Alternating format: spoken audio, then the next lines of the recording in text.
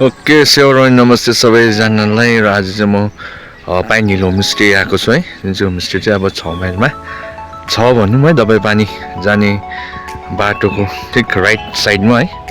अनि यो बाटो भएर चाहिँ दबाईपानी जान्छ है। र अहिले चाहिँ एकदमै दिन घमाइलो भएको छ हो, धेरै दिनपछि घाम लागेर एकदमै सुन्दर भएको छ है।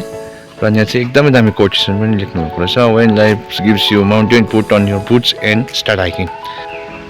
त्यहाँदेखि छ हाम्रो नानाहरू, हाम्रो आन्टीले के धुनुहुँदैछ हौ न। गेस्टहरू कति गाउँछ आन्टी अहिले? कस्तो दामी निक्लेको, बिहानै लागिहालेको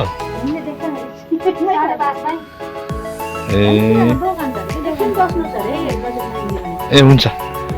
र यहाँ दामी गेट बनाउनु भएको रहेछ दाले, पाइन हिल होमस्टे। यो साइड त कञ्चनजङ्घा थियो कि, तर आज चाहिँ त्यही छैन रहेछ कञ्चनजङ्घा।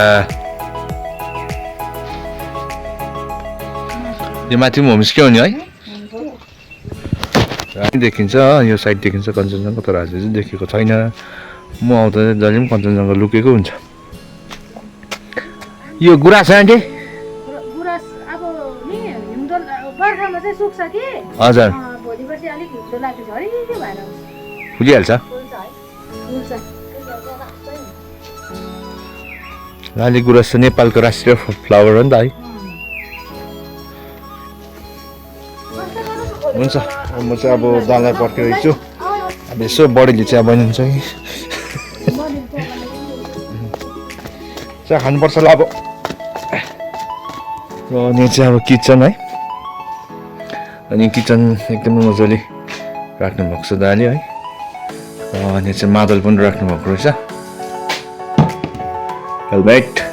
र यहाँ कञ्चनजङ्घा सुन्दर फोटो चाहिँ फ्रेम गर्नुभएको रहेछ दाले। अनि यो बाँसको ब्याम्बोट भिटर रहेछ है, अनि एकदमै आर्टिस्टिक पाराले राख्नु भएको छ किचन। किचन चाहिँ अब डेकोरेट गर्नुपर्छ है। डाइनिङ टेबल चाहिँ एकदमै राम्रो डाइनिङ टेबल चाहिँ अब चाहिँ बाकलको बनाउनु भएको रहेछ, युज गऱ्यो भने जस्तो दामी भइहाल्छ नि। अब म चाहिँ दाको वेट गर्दैछु, अनि दाको त्यो पछि आउनुहुन्छ है। त्योपछि फेरि म 3 माइलबाट राइगर दाको लाग्नुपर्छ। अनि एकदमै दामी कञ्चनजङ्घाको फोटो चाहिँ फ्रेम गरेर राख्नुभएको रहेछ यहाँ पनि।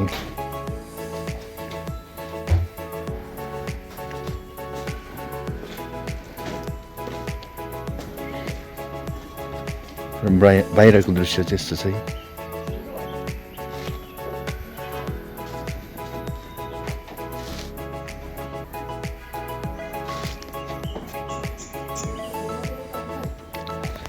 हुन्छ, आजको भिडियो यतिसम्म थियो। अनि तपाईँसँगलाई फेरि अर्को नेक्स्ट भिडियोमा भेट्यौँ। अनि एटलिस्ट म यो भन्न चाहन्छु कि always be happy and always be positive भनेर तपाईँलाई होमस्टे कस्तो लाग्यो सो कमेन्ट गरिदिनु होला है। दा भातामा रुमहरू कस्तो त्यो पनि देखाउँथेँ। अनि अब चाहिँ म दाको वेट गरिरहेको छु, नि दालाई भेटेर फेरि म 3 माइल तर्फ राख्नुपर्छ। हुन्छ, तपाईँसँगलाई फेरि अर्को नेक्स्ट ब्लगमा भेटौँ।